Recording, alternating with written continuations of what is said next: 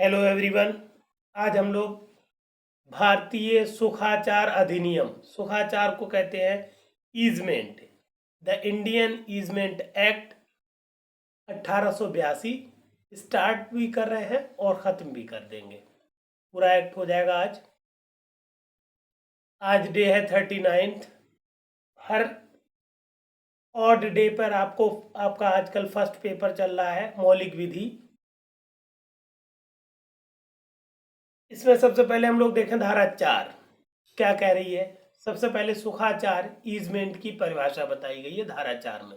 धारा 4 सुखाचार की परिभाषा क्या है। सुखाचार की परिभाषा पहले समझ ले, पहले वर्ड्स को समझें कि क्या वर्ड्स लिखना है हमें, फिर एक्सप्लेन करते हैं। सुखाचार एक ऐसा अधिकार है जो किसी भूमि के स्वामी या अधिभोगी को उस हैसियत में उस भूमि के फायदाप्रद उपयोग के लिए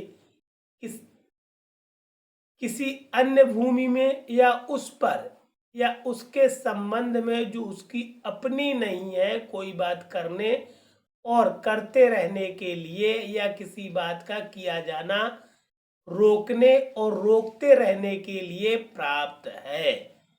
कहने का मतलब क्या है, सुखाचार एक ऐसा अधिकार है जो चाहे वो भूमि का स्वामी हो या अधिभोगी हो, अधिभोगी का मतलब उसका उपयोग कर रहा है, उस हैसियत से उसको फायदाप्रद अधिभोगी या स्वामी की हैसियत से उसको अपने फायदे के लिए उपयोग करे और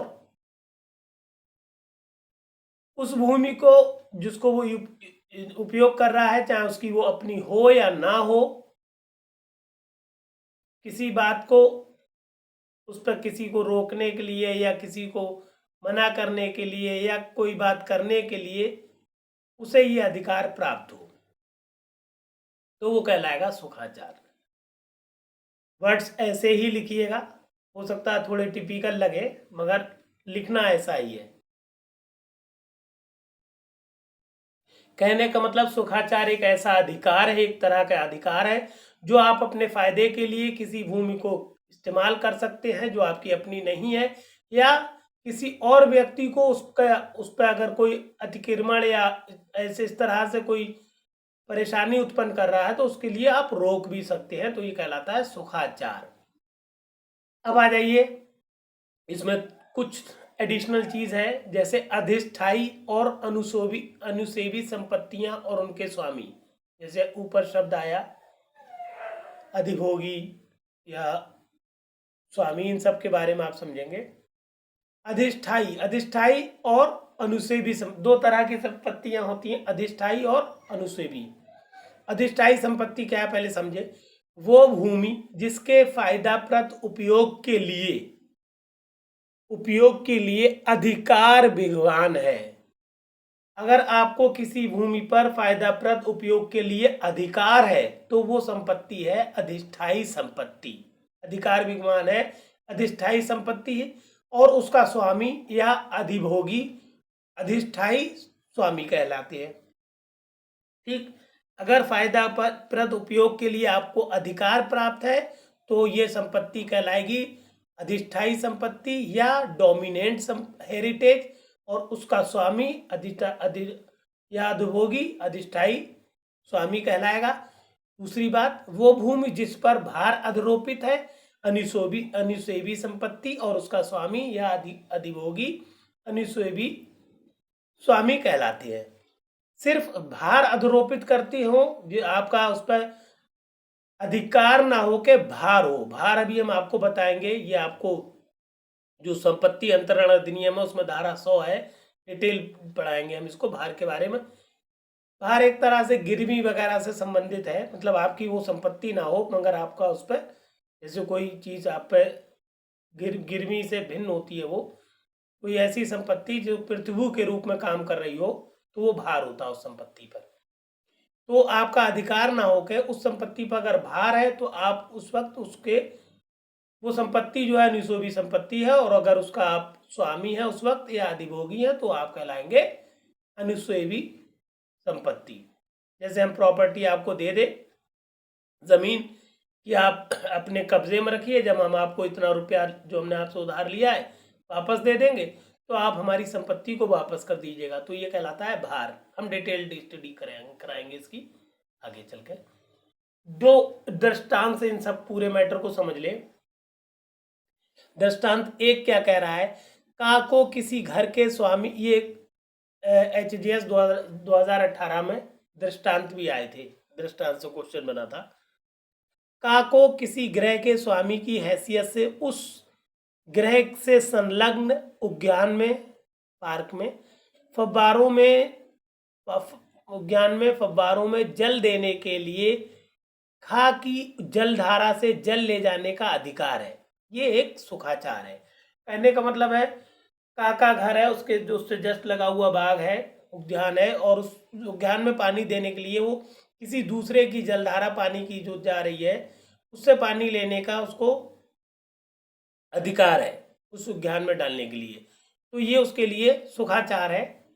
और दूसरी बात इसमें समझ ले क्या सुखाचार नहीं है। दूसरे पॉइंट दृष्टांत 2 में बताया गया है, का आने जाने के प्रयोजन के लिए किसी भूमि की सतह पर जनता को अधिभोग का अधिकार प्रदान करता है, यह सुखाचार नहीं है। अगर आप अपनी जमीन पे से जनता को आने जाने दें तो जनता ये नहीं कह सकती कि हमारा सुखाचार है। आप जब चाहे बंद कर सकते हैं, आप रोक सकते हैं जनता को जाने के लिए, क्योंकि वो आपकी पर्सनल भूमि है। यहाँ पर हमने आपको चैनल दे दिया अपना @lawclasses classes by Firoz sir. अब चूंकि एग्जाम के आपके सिर्फ 60 दिन 50-60 दिन बचे हैं, 60 दिन बचे हैं एग्जैक्टली। और चूंकि एग्जाम से 10-20 दिन पहले हमें सिलेबस कंप्लीट करना है, तो मुश्किल से आपके पास 50 दिन बचे हैं। 10-15 दिन उधर आप रिवीजन में लें।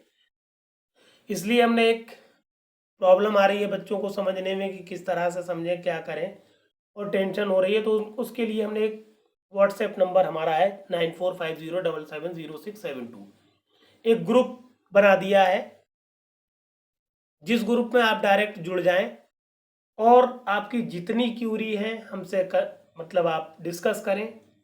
इस पर हम प्रॉपर आपको गाइड करेंगे, प्रॉपर आपको आगे चल के जजमेंट राइटिंग है और फ्रेमिंग ऑफ चार्जेस है, प्लीडिंग्स है, ये सब समझाएंगे।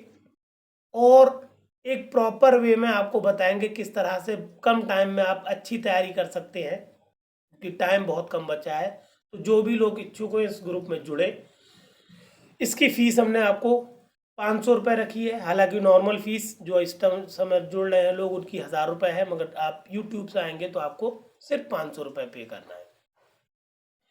अगर आप इच्छुक हैं तो ये ग्रुप में ज्वाइन करें आप, और नहीं है तो आप साधारण पढ़ाई तैयारी जारी रखें और सारे लोगों को ये शेयर करते रहें वीडियो, और चैनल ज़रूर सब्सक्राइब कर लें। Thank you. आगे बढ़े हम लोग। अब आ जाइए धारा 13 पर। क्या कहते हैं, बहुत इंपॉर्टेंट है और थोड़ी सी कॉम्प्लिकेटेड धारा है। शायद इस एक्ट की सबसे मुश्किल धारा कह सकते हैं इसको, इसलिए इसको बहुत ध्यान से समझिए और बहुत इंपॉर्टेंट भी है। आवश्यकता के सुखाचार और सुखाचार के सदृश अधिकार, क्वासी सदृश कहते हैं क्वासी को, क्वासी ईजमेंट, दोनों रूप में ये धारा पूछी जाती है कि आवश्यकता के सुखाचार क्या है या सुखाचार के सदृश अधिकार क्या है।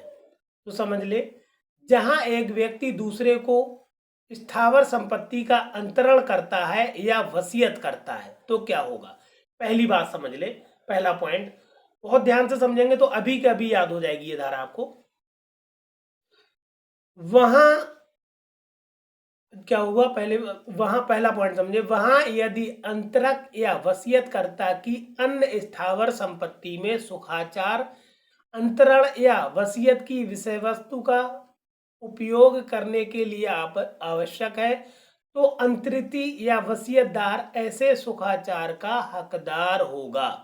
बात को समझ पाए।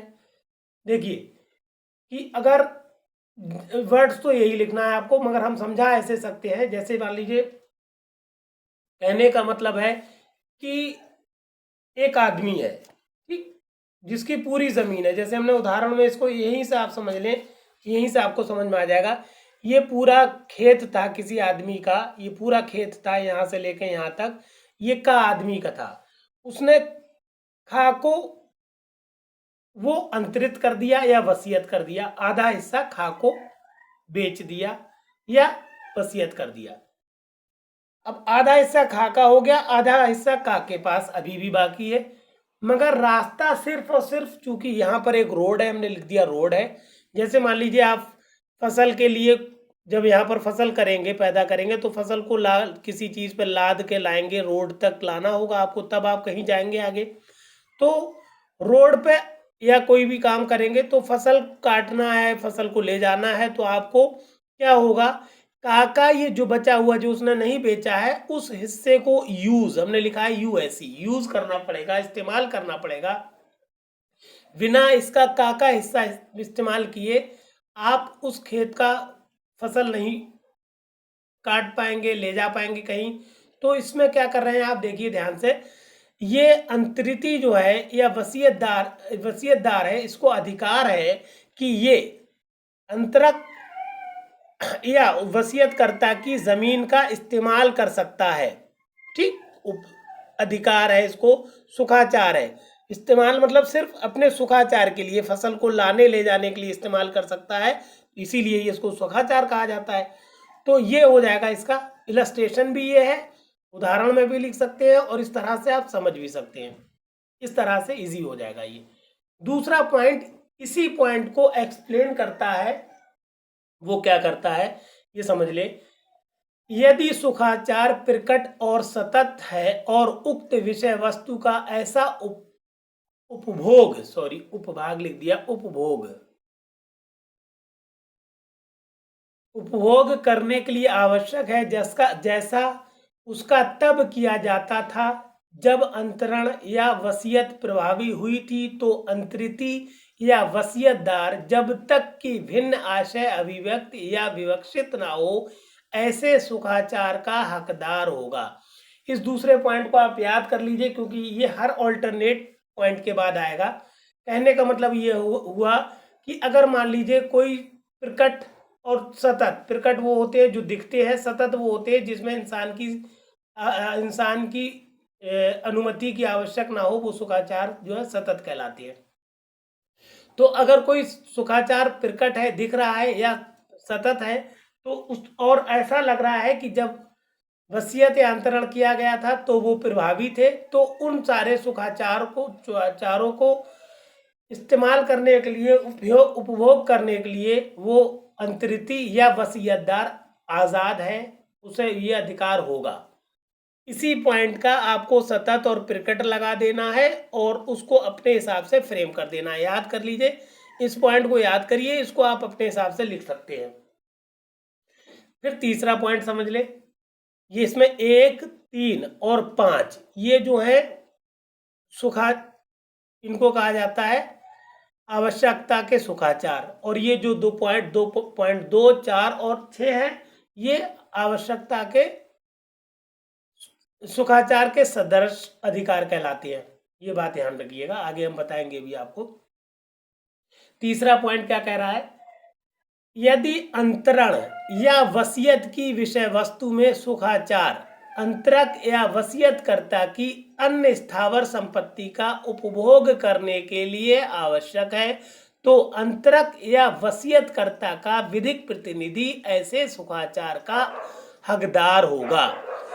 देखिए अब केस क्या हो गया, उसमें क्या हो रहा था, इसका उलट दीजिए, खेत पूरा भी अभी भी काका है, ठीक। अब इसको मैटर को समझ ले, पूरा खेत काके के पास था, उसने क्या किया, अब ये वाला हिस्सा बेच दिया, रोड के किनारे वाला हिस्सा बेच दिया किसी को, या वसीयत कर दिया।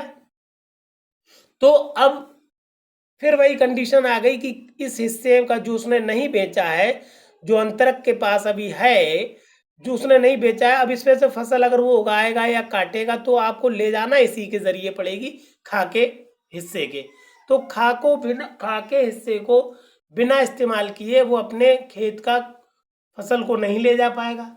इसका मतलब अब जो का मतलब अंतरक या विधिक अंतरक है, उसको सुखाचार प्राप्त है कि वो खाके हिस्से से अपनी फसल का हिस्सा ले जाए रोड तक और इस्तेमाल करे, खाक जो उसने बेच दी या अंतरित कर दी या वसीयत कर दी भूमि है खा को, उसका उपयोग अपनी फसल को ले जाने के लिए कर सके। तो यहाँ पर किसको अधिकार प्राप्त हो गया? अंतरक या वसीयतकर्ता का विधिक प्रतिनिधि क्या होगा? जो उन्होंने जमीन दे दी थी, किसी को अंतरित कर दी थी, उस भूमि को उपभोग करने का सुखाचार इनको है। आपको क्लियर समझ लीजिएगा, डायग्राम इस तरह से बना हुआ है, इसको समझिएगा। तो अब ये पहले ये इनका हिस्सा यूज कर रहे थे, अब ये या इनके विधिक प्रतिनिधि जो अंतरित या वसीयत कर दी गई है भूमि, उसके हिस्से का सुखाचार के रूप में अधिकार प्राप्त करेंगे, उपभोग कर सकेंगे। चौथा पॉइंट, इसी तीसरे पॉइंट को मॉडिफाई करके बनाया जाएगा।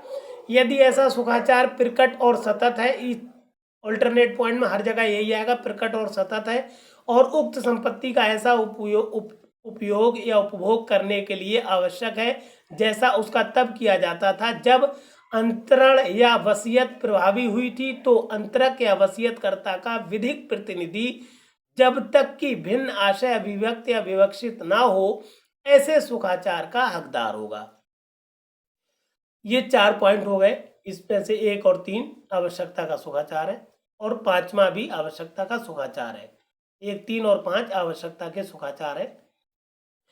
अब क्या हुआ? जहां अनेक व्यक्तियों की संयुक्त संपत्ति का विभाजन किया जाता है, इसमें हम आगे डायग्राम बनाए हैं, अभी आपको समझाते हैं। हुआ क्या है, एक संपत्ति थी, उसका विभाजन हो गया है। तो 5वां पॉइंट अब क्या कहेगा?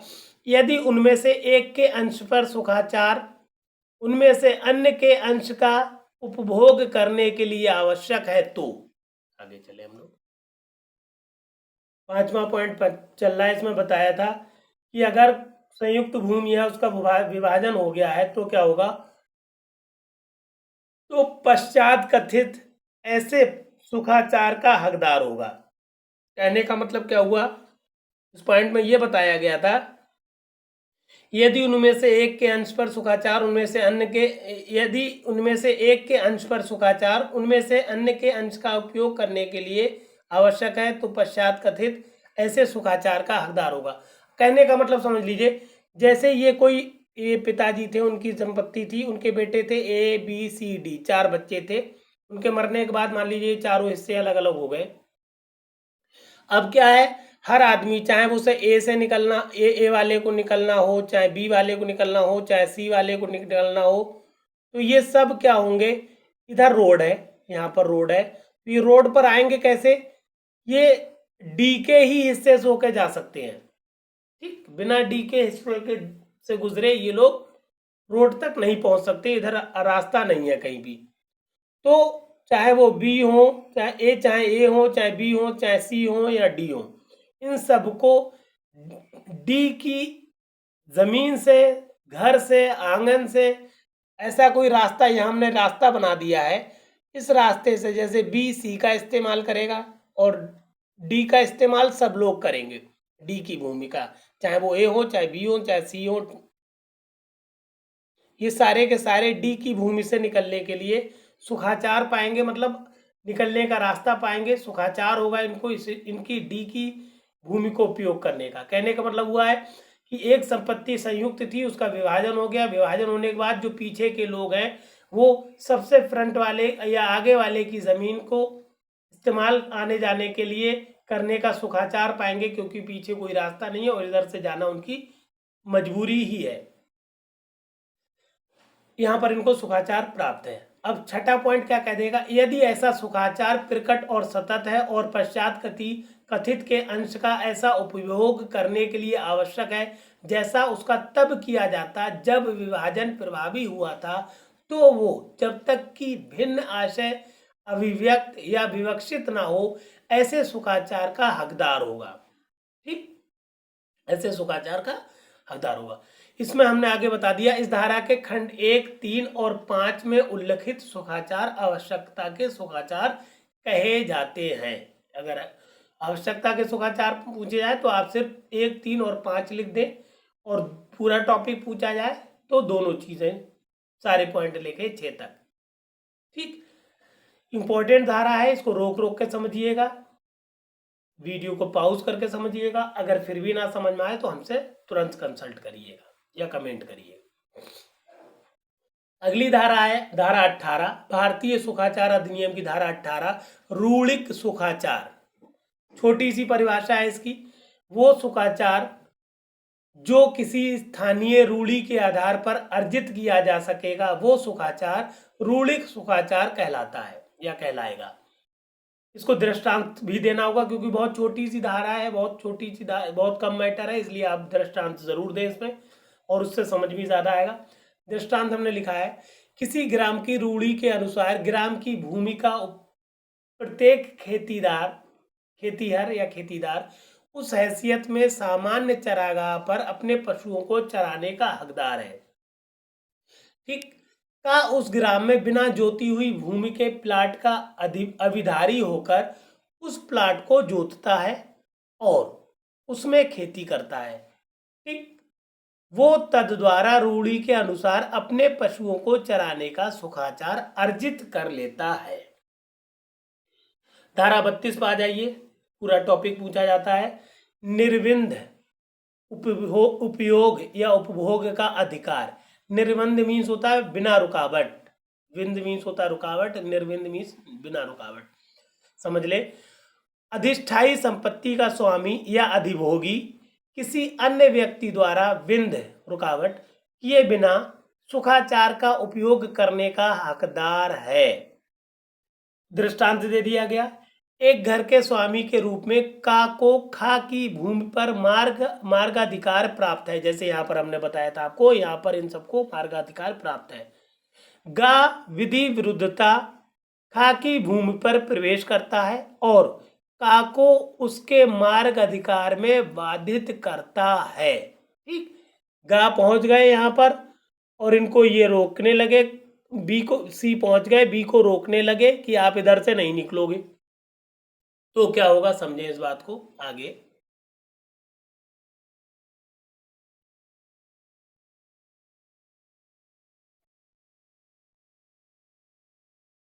का गा पर प्रवेश के लिए नहीं बल्कि बाधा के लिए प्रतिकर का वाद ला सकेगा। ठीक, जो वो रुकावट पैदा कर रहा है गा, उस पर रुकावट के लिए जो उसको नुकसान हुआ है उसके प्रतिकर के लिए वाद ला सकेंगे कौन? का। अब इसी में आगे धारा बताई गई है, सुखाचार में विंध के लिए वाद पूछा जाता है कि वाद कब लाया जा सकेगा। इसको पूरा मतलब कंप्लीट पढ़ेंगे। 32, 33 और 35 ये तीनों एक दूसरे से संबंधित धाराएं हैं।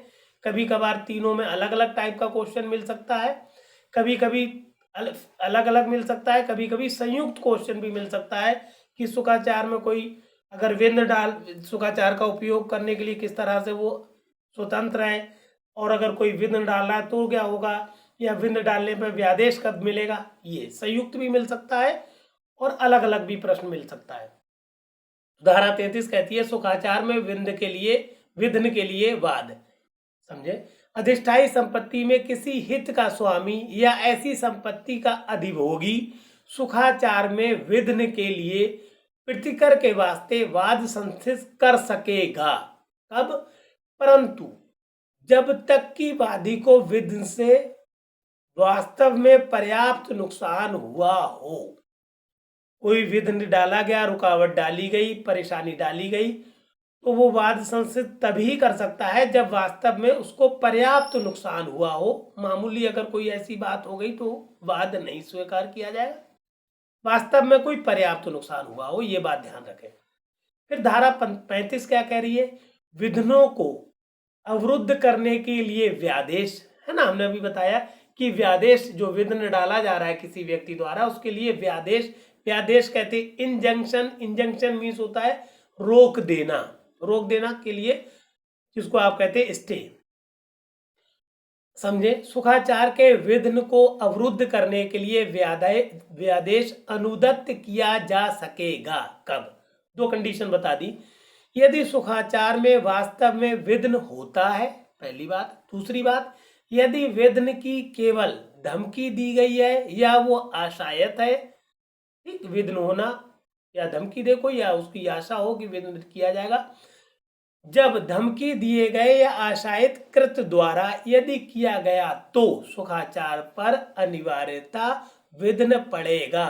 कहने का मतलब है जिस बात की धमकी दी गई थी या सचमुच में वो बात करने की आशंका है, आशय है किसी व्यक्ति का, और उससे सचमुच में सुखाचार पर अनिवार्यता विघ्न पड़ेगा, तो आप व्यादेश के लिए अवरुद्ध जो किया जा रहा है उसके व्यादेश के लिए वाद लाएं और आपको व्यादेश प्रदान किया जाएगा। अब एक क्वेश्चन पूछा जाता है सुखाचारों का निर्वापन। कभी कभार बड़ा क्वेश्चन पूछा जाता है सुखाचारों का निर्वापन, निबंधन और पुनः परिवर्तन। तो हमने तीनों ही चीजें पढ़ाई हैं। सबसे पहले आप समझें सुखाचारों का निर्वापन। निर्वापन एग्जैक्टली धारा 37 से लेकर 48 तक है। निर्वापन कहते हैं समाप्त हो जाने को या एक्सटिंक्शन को। ये एक्सटिंक्शन लिखा है हमने सारी धाराएं आपको बता दी हैं 37 से लेकर 48 तक। ये आपके कई जगह काम आएंगी। जैसे हम लास्ट टॉपिक पढ़ाएंगे वहां पर भी इस चैप्टर का लास्ट टॉपिक हम बताएंगे कहाँ पर, जो अनुज्ञप्ति प्रतिसंहरित कब समझी जाती है उसमें भी ये यूज कर सकते हैं। कहने का मतलब ये है, पहले इसको समझ ले सुखाचारों का निर्वापन कब होता है। तो धारा 37 कहती है अनुसेवी स्वामी के अधिकार के विघटन द्वारा। अगर अनुसेवी स्वामी है वो अपने अधिकार का विघटन कर दे तो सुखाचार क्या होगा, निर्वापित हो जाएगा। धारा 38 क्या कहती है, दूसरा पॉइंट है धारा 38 में। धारा 38 अधिष्ठायी स्वामी के निर्मुक्ति द्वारा निर्वापन। अगर अधिष्ठायी संपत्ति का कोई स्वामी है और वो उस संपत्ति को निर्मुक्त कर देता है तब भी सुखाचार का निर्वापन हो जाएगा।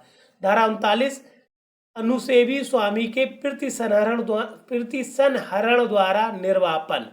अगर अनुसेवी स्वामी जो है संपत्ति का या सुखाचार का प्रतिसंहरण को होता है रिवोकेशन भी होता है छोड़, मतलब एक तरह से खत्म कर देना, बंद कर देना, मना कर देना। 39 कह रही है अनुसेवी स्वामी के प्रतिसंहरण द्वारा निर्वापन। अगर सुखाचारों का प्रतिसंहरण कर देता है तो सुखाचार निर्वापित हो जाएगा। 40 कहती है सीमित कालावधि की समाप्ति पर निर्वापन। कहने का मतलब अगर कोई सीमित काल के लिए आपने सुखाचार को लिया था, सुखाचार का अधिकार आपका था और वो अवधि समाप्त हो गई तो भी सुखाचार निर्वापित हो जाएगा, समाप्त हो जाएगा, खत्म हो जाएगा। धारा 41 आवश्यकता की समाप्ति पर निर्वापन। कोई सुखाचार आपकी आवश्यकता के अनुसार था जैसा कि हमने बताया धारा 13 में, और वो आवश्यकता आपकी समाप्त हो जाए किसी भी कारण से तो आपका सुखाचार भी निर्वापित हो जाएगा, समाप्त हो जाएगा। धारा 42 अनुपयोगी सुखाचार का निर्वापन। अगर सुखाचार ऐसा है कि अब वो उपयोग में नहीं रहा है तो सुखाचार अपने आप ही निर्वापित हो जाता है। 43 इंपॉर्टेंट धारा है, सिर्फ इस धारा से क्वेश्चन पूछ लिया गया कभी कभार। अधिष्ठायी संपत्ति में स्थायी परिवर्तन द्वारा निर्वापन। कोई अधिष्ठायी संपत्ति है और उसमें ऐसा परिवर्तन हो गया है कि आप उस संपत्ति को यूज नहीं कर पा रहे हैं या वो संपत्ति यूज करने लायक नहीं बची है तो वो जो सुखाचार है वो अपने आप निर्वापित हो जाएगा। ये बताती है धारा 43। आप चाहें तो एज याद कर सकते हैं, अगर धाराएं याद ना रहे मतलब कहाँ क्या थी तो आप सिर्फ इतना लिखते चले जाएं कि अनुसेवी स्वामी के अधिकार के विघटन द्वारा निर्वापन या अधिष्ठायी। तो धारा अगर नहीं भी लिखेंगे तब भी काम चल जाएगा, क्योंकि अगर एग्जैक्ट नहीं याद है तो धारा नहीं भी याद है तो आप ये मैटर लिख दें इधर वाला धाराओं को छोड़ के, तो ये हो जाएगा सुखाचारों का निर्वापन। आगे चले हम लोग, आगे भी है धारा 44 कहती है महत्तर शक्ति द्वारा अनुसेवी संपत्ति के स्थायी परिवर्तन पर निर्वापन। 43 में देखिए अधिष्ठायी संपत्ति के बारे में स्थायी परिवर्तन था और इसमें क्या है अनुसेवी, सब 44 में है अनुसेवी संपत्ति पर। यह भी धारा बहुत इंपॉर्टेंट है, सिर्फ इस धारा से क्वेश्चन पूछा जाता है। महत्तर शक्ति द्वारा, धारा 44 आप फिर से समझे, महत्तर शक्ति द्वारा अनुसेवी संपत्ति के स्थायी परिवर्तन पर निर्वापन। महत्तर मतलब होता है जैसे कोई बाढ़, कोई ऐसी शक्ति जो बहुत भयंकर महत्व रखती है जैसे बाढ़ है या आग है, इस तरह से बाढ़ के द्वारा अगर कोई संपत्ति का अनुसोवी संपत्ति है उसका स्थायी परिवर्तन हो गया तो आपका सुखाचार भी अपने आप ही, क्योंकि एज वो मान लीजिए नदी में मिल गई पूरी, जाके संपत्ति थी, बाढ़ आई, बाढ़ में नदी के किनारे की संपत्ति थी, पूरी नदी में मिलती चली गई, नदी बन गई पूरी वो, तो आपका अपने आप ही जो उसमें स्थायी परिवर्तन हो गया, वो जमीन नदी में कन्वर्ट हो गई। अब आपका जो सुखाचार था वो अपने आप क्या हुआ, निर्वापित हो गया। इस मैटर को ध्यान से सुन लेंगे अगर आप, तो भी आप पेपर में अपने हिसाब से लिख पाएंगे। धारा 45 क्या कहती है, ये बहुत इंपॉर्टेंट है। दोनों में से किसी भी संपत्ति के विनाश द्वारा निर्वापन। दोनों में से कौन सी संपत्ति, दो संपत्तियां होती है, जो अधिष्ठायी संपत्ति और अनुसेवी संपत्ति। अगर दोनों संपत्तियां किसी भी तरह से बर्बाद हो जाएं, खत्म हो जाएं, विनाश हो जाए उनका, तब भी सुखाचार अपने आप निर्वापित हो जाता है। फिर आप आ जाइए धारा 46 में, स्वामित्व की एकता से निर्वापन।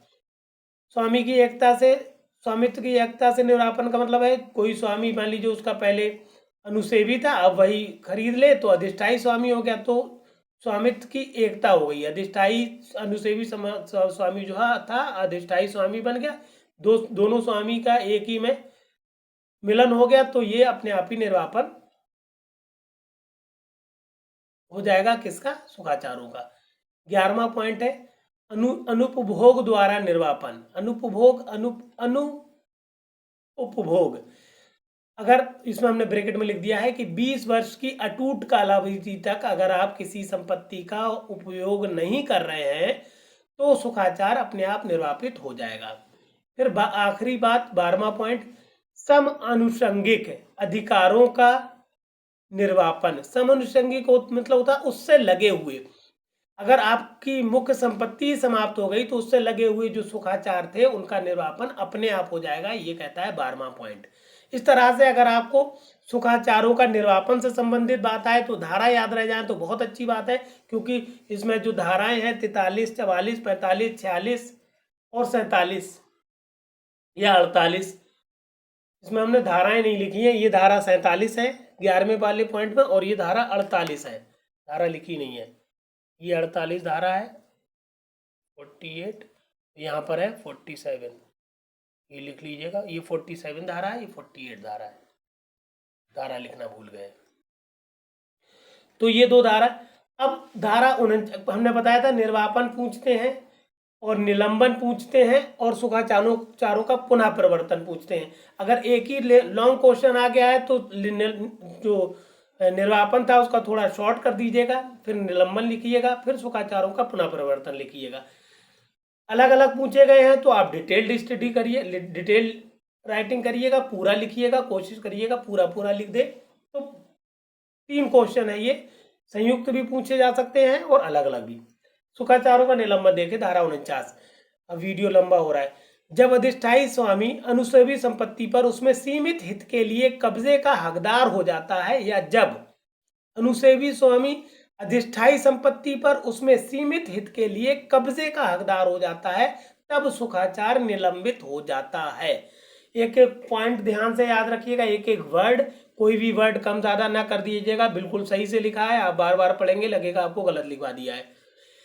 ध्यान से समझ लीजिए इसको, एग्जाम्पल इस तरह से समझ लीजिए, जब अधिष्ठायी स्वामी अनुसेवी संपत्ति पर उसमें सीमित हित के लिए कब्जे का हकदार हो जाता है। मान लीजिए कोई आप मकान है आप किराए पर दे दें, आप अधिष्ठायी स्वामी थे, आपने मकान को दे दिया किराए पर, अब वो अनुसेवी स्वामी उसका जो है हकदार हो चुका है, तो जितना किराए पर आपने मकान उठा दिया है उतने किराए पे, उतने मकान पे आपके अधिकार जो हैं वो सीमित हो गए, उस पर कब्जा आपका सीमित हो गया, उसने कब्जा ले लिया दूसरे व्यक्ति ने, तो आपका हकदार, आपका कब्जे का अधिकार जो है वो सीमित हो गया, और जो किराएदार है उसका सीमित, उसका हकदार, वो हकदार हो गया उसका, तो आपका जो किराए पर मकान दिया हुआ है उस हिस्से पर सुखाचार निलंबित हो गया तब तक के लिए जब तक वो किराएदार उस मकान का यूज कर रहा है। समझ गए होंगे बात को, ठीक, इसको कहते हैं सुखाचारों का निलंबन। जमीन आपकी है, घर आपका है, मगर किराएदार उसको पे रह रहा है, वो अब इस्तेमाल कर रहा है, तो उतने टाइम तक आप उसके बेडरूम में नहीं घुस जाएंगे कि नहीं मेरा घर है, ठीक, आपके सुखाचार निलंबित हो चुके हैं। अब आप उसको रोके टोके नहीं, उसको वो भूमि जो आपने दी है, जो जगह, जो मकान जो किराए पे दिया है, वो उसका हकदार है। आपके सुखाचार निलंबित हो गए। धारा 51 समझ लें, सुखाचारों का पुनः परिवर्तन। पुनः परिवर्तित कब हो जाते हैं? अब इसमें हम डिटेल स्टडी करेंगे धारा 45 और 46 की। समझे, धारा 45 के अधीन निर्वापित सुखाचार तब पुनः परिवर्तित हो जाता है। पहला पॉइंट, जब नष्ट हुई संपत्ति 20 वर्ष समाप्त होने से पूर्व जलोढ़ के जमा होने से पुनः स्थापित हो जाती है। जलोढ़ कहते हैं, मान लीजिए अभी हमने बताया नदी का बाढ़ आई और पूरी जो खेत था उनका नदी में मिल गया। अब जलोढ़ होती है जो नदी के साथ मिट्टी आती है, उसको जलोढ़ कहते हैं। अब धीरे धीरे नदी के साथ मिट्टी आई और वो इकट्ठी होती गई और नदी का पानी सूख गया। अब वो 20 साल के अंदर ये काम हो गया और संपत्ति फिर से वैसी हो गई जैसी पहले थी, जो नष्ट हो गई थी। तो अब आपको सुखाचार पुनः परिवर्तन हो गए, पुनः परिवर्तित हो गए, पुनः आप सुखाचारों का इस्तेमाल करें, उस भूमि का उपयोग करें। दूसरा पॉइंट, जब नष्ट हुई संपत्ति भवन है तो 20 वर्ष के भीतर पुनर्निर्माण हो जाए। अगर कोई संपत्ति है नष्ट हो गई थी किसी वजह से, कोई भी वजह रही हो, चाहे वो अनुस्वेवी संपत्ति हो चाहे अधिष्ठायी संपत्ति हो, नष्ट हो गई, अब 20 वर्ष के भीतर उसका पुनर्निर्माण हो गया, वहां पर आपने मकान बना लिया, जो भी है, तो वो सुखाचार पुनः परिवर्तित हो जाएंगे। धारा 46 समझे, धारा 46 के अधीन निर्वापित सुखाचार तब पुनः परिवर्तित हो जाता है जब वो अनुदान या वसीयत जिससे स्वामित्व की एकता उत्पन्न हुई थी सक्षम न्यायालय की डिक्री द्वारा अपास्त कर दी जाती है। मान लीजिए किसी ने वसीयत की आपके लिए, तो आप सुखाचार पा गए, ठीक। अब क्या हुई, जो उससे ऊपर न्यायालय था उसने उस वसीयत को कैंसिल कर दिया, तो वो संपत्ति फिर से वहीं चली गई जिसकी थी, तो आपका सुखाचार अपने आप ही क्या हुआ, मतलब जो व्यक्ति वसीयत किया था उसका सुखाचार पुनः परिवर्तित हो गया, अपास्त कर दी थी। इसके आगे का पॉइंट समझे, उसी धारा के अधीन निर्वापित आवश्यक सुखाचार तब पुनः परिवर्तित हो जाता है जब स्वामित्व की एकता किसी अन्य कारण से समाप्त हो जाती है। मतलब धारा 46 में बताया गया था कि स्वामी जो है, दो स्वामियों का एक में मिलन हो गया, मतलब अधिष्ठायी स्वामी ही अनुसोभी स्वामी बन गया, अनुसोभी स्वामी ही अधिष्ठायी स्वामी बन गया। अब अगर कोई ऐसा ऑर्डर हो जाए, कोई ऐसा काम हो जाए जिससे वो सुखाचार फिर से, वो व्यक्ति फिर से अलग अलग हो जाए, कोई ऐसी, अभी हमने बताया कि जो वसीयत थी वो कैंसिल कर दी गई, तो दो व्यक्ति फिर अलग अलग हो गए, तो अब सुखाचार पुनः परिवर्तित हो जाएंगे ऐसी अवस्था में। ये कहलाता ही है धारा 51। अब हम लोग चले आगे। इस सुखाचार अधिनियम में ही अनुज्ञप्ति कहते हैं लाइसेंस को, ये पढ़ाया गया है आखिरी पोर्शन में। धारा 52 से शुरू होता है। धारा 52 अनुज्ञप्ति या लाइसेंस की परिभाषा बताता है, समझ लें बिल्कुल एकदम वर्ड टू वर्ड। जब एक व्यक्ति किसी अन्य की या निश्चित संख्या में अन्य व्यक्तियों को ऐसे अधिकार का अनुदान करता है, अनुज्ञप्ति में क्या करना है, अनुदान करता है, जो अनुदानकर्ता की स्थावर संपत्ति में या उस पर कोई ऐसी बात करने या करते रहने के लिए जो ऐसे अधिकार के अभाव में विधि विरुद्ध होगी और ऐसा अधिकार सुखाचार या संपत्ति में हित नहीं है, वहां ऐसा अधिकार अनुज्ञप्ति कहलाता है। कहने का मतलब, जो अनुज्ञप्तिधारी है उसको संपत्ति का अधिकार मिला है उपयोग करने का, और अनुदान करता अगर ऐसा अधिकार नहीं देता तो उसको ये अधिकार नहीं होता। अगर वो उस जमीन को इस्तेमाल करता तो विधि विरुद्ध तो होता।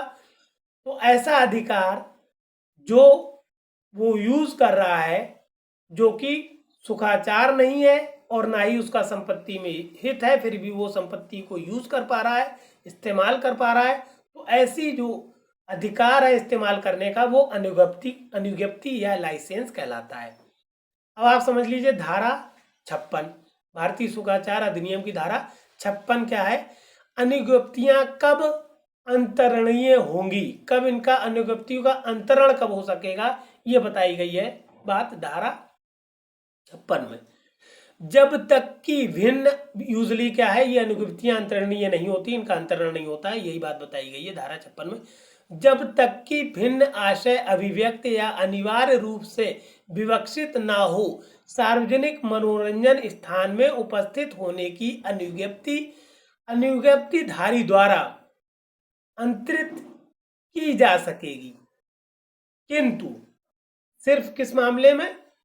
सार्वजनिक मनोरंजन स्थान में उपस्थित होने की अनुज्ञप्ति अगर दी गई है तो अनुज्ञप्ति द्वारा अंतरित की जाती सकती है, अलावा नहीं। किंतु पूर्वोक्त के सिवाय किसी अनुज्ञप्तिधारी द्वारा अंतरण या उसके सेवकों, अधिकार अथवा अभिकर्ताओं द्वारा उपयोग नहीं किया जा सकता। बिल्कुल साफ बात कह दी कि सिर्फ सार्वजनिक मनोरंजन स्थान में उपस्थित होने की अनुज्ञप्ति का अंतरण हो सकता है और किसी का भी नहीं। फिर धारा 60 क्या कहती है? अनुज्ञप्ति कब प्रतिसंहरणीय होंगी? प्रतिसंहरण मीन्स होता है समाप्त हो जाना, रिवोक कर देना, खत्म कर देना, मना कर देना। अनुज्ञप्ति अनुदानकर्ता द्वारा प्रतिसंहरित की जा सकेगी जबकि, पहला पॉइंट, वो संपत्ति के अंतरण से संबद्ध ना हो और ऐसा अंतरण प्रभावशाली ना हो। अगर अंतरण से संबंधित नहीं है और अंतरण जो किया गया वो प्रभावशील नहीं है, मतलब वो उसका कोई प्रभाव नहीं है अंतरण का, तो अंतरण जो अनुज्ञप्ति दी गई है वो प्रतिसंहरणीय होगी, प्रतिसंहरण कर दी जाएगी। खा पॉइंट कर क्या कहता है? अनुज्ञप्तिधारी ने अनुज्ञप्ति के आधार पर कार्य करते हुए स्थायी प्रकृति का कार्य संपादित ना किया हो। अगर अनुज्ञप्ति की गई और अनुज्ञप्तिधारी ने अनुज्ञप्ति के अनुसरण पर कोई स्थायी काम नहीं किया, प्रकृति का काम नहीं किया, तो भी अनुज्ञप्ति हुई प्रतिसंहरणीय हो जाएगी। लास्ट धारा है इस टॉपिक की, इस सेक्शन की, इस अधिनियम की, ध्यान से समझिए। अनुज्ञप्ति कब प्रतिसंहरित समझी जाएगी? ये हमने जब हम पढ़ा रहे थे अभी आपको सुखाचारों का निर्वापन, तो अगर आपको बात ना याद आए तो जितनी बातें सुखाचारों के निर्वापन में पढ़ाई हैं वो सारी की सारी अनुज्ञप्ति कब प्रतिसंहरित की जाएगी, प्रतिसंहरित समझी जाएगी, यहाँ पर आप लिख सकते हैं उस केस में जब याद ना आ रहा हो, वरना कोशिश करिए याद कर लीजिए। देखिए इस जितने भी पुराने लॉ हैं उनमें हिंदी बड़ा टिपिकल है और आपको इन टिपिकल हिंदी को ही लिखना है, समझने की कोशिश करिए, 10 बार वीडियो को पॉज करिए, समझिए, मगर शब्द यही लिखिएगा, शब्द ना चेंज करिएगा। चाहते तो हम भी शब्द इजी लिख देते मगर उससे आपके नंबर कटते हैं। अब धारा 62 समझे, अनुज्ञप्ति कब प्रतिसंहरित समझी जाएगी? निम्न अवस्थाओं में अनुज्ञप्ति प्रतिसंहरित समझी जाएगी कब? पहली बात, जब अनुदानकर्ता का अनुज्ञप्ति से प्रभावित संपत्ति में कोई हित ना हो। अनुदानकर्ता खुद हित नहीं रखता और उसने अनुज्ञप्ति जो है किसी के पक्ष में कर दी तो वो प्रतिसंहरित समझी जाएगी। दूसरा पॉइंट, जब अनुज्ञप्तिधारी उसे अनुदानकर्ता या उसके विधि प्रतिनिधि के पक्ष में निर्मुक्त कर दे, मतलब जो जिसके पक्ष में अनुज्ञप्ति की गई है वो खुद ही उसको मना कर दे, कैसे हमें नहीं चाहिए, तो ये प्रतिसंहरित समझी जाएगी। अगला पेज पे चले। ये इस टॉपिक का, इस एक्ट का आखिरी पेज है, समझे। तीसरी बात, 2 बातें हम बता चुके हैं कि कब अनुज्ञप्ति जो है प्रतिसंहरित समझी जाएगी। उसमें तीसरा पॉइंट है, जब अनुज्ञप्ति किसी सीमित कालावधि के लिए की गई हो तब उस कालावधि के समाप्त हो जाने पर, ठीक, कोई लिमिटेड टाइम के लिए अनुज्ञप्ति की गई थी और वो टाइम निकल गया तो अनुज्ञप्ति अपने आप प्रतिसंहरित समझी जाएगी। चौथी बात, जहां अनुज्ञप्ति के प्रभाव से संपत्ति नष्ट हो जाए, जहां अनुज्ञप्ति से प्रभावित संपत्ति, जिस संपत्ति की अनुज्ञप्ति की गई थी वो नष्ट हो जाती है, तब भी अनुज्ञप्ति जो होती है वो प्रतिसंहरित समझी जाती है।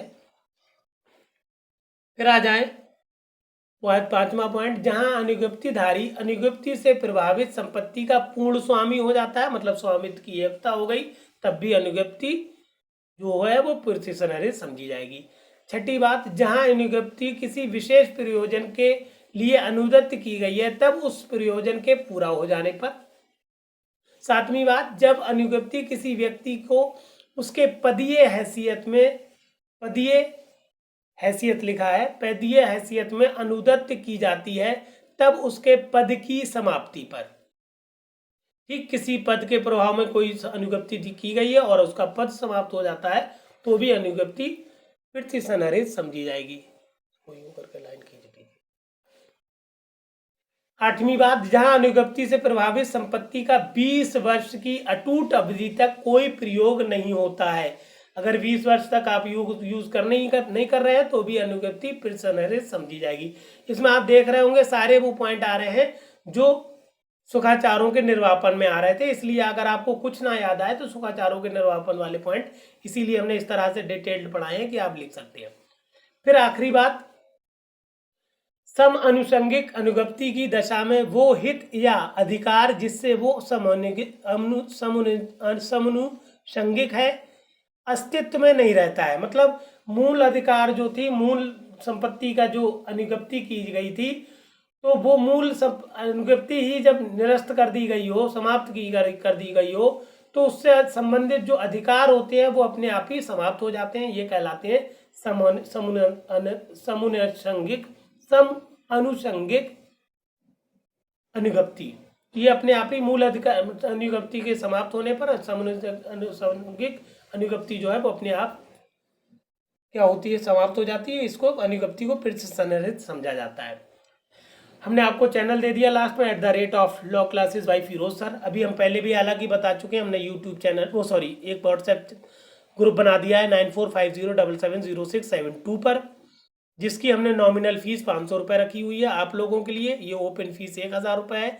इसमें आप जुड़ते हैं तो आपको जितनी भी विशेष रूप से बातें हैं वो बताई जा सकती हैं, कम्युनिकेट किया जा सकता है, आपको ईजिली हम आप तक पहुंच सकते हैं, आप हमसे बात कर सकते हैं, हम आपको डिटेल्ड बता सकते हैं कि किस टॉपिक को, क्योंकि अब समय बहुत कम बचा है, मुश्किल से 50-60 दिन बचे हैं। समय कम होने की वजह से आपको टेंशन बढ़ सकती है, उस टेंशन को हम मिनिमाइज कर सकते हैं, आपको प्रॉपर तरीका बता सकते हैं कि किस तरह से आप कम समय में बेहतर पढ़ाई कर सकते हैं। उसके अलावा आगे चल के जजमेंट राइटिंग और फ्रेमिंग ऑफ चार्जेस या प्लीडिंग, इन सब के बारे में डिटेल्ड डिस्कशन करेंगे, जो चूंकि यूट्यूब पे बहुत ब्रॉड सिस्टम हम लोगों का मुश्किल है, तो ग्रुप में ये चीज़ मुमकिन है। वहाँ पर हम आपकी आंसर राइटिंग स्किल को भी चेक कर सकते हैं, आप आंसर लिख के हमें भेजेंगे, हम आंसर आपके चेक कर सकते हैं। इसलिए बेहतर होगा आप इसमें जुड़े, जो व्हाट्सएप ग्रुप है, और नहीं जुड़ते हैं तब भी कोई बात नहीं, आप अपनी पढ़ाई जारी रखें, हर दोस्तों तक अपने ये मैटर शेयर करें, मैटर कंप्लीट है, और चैनल को सब्सक्राइब ज़रूर करें। Thank you. आज का वीडियो कुछ बड़ा हो गया, thank you for watching that.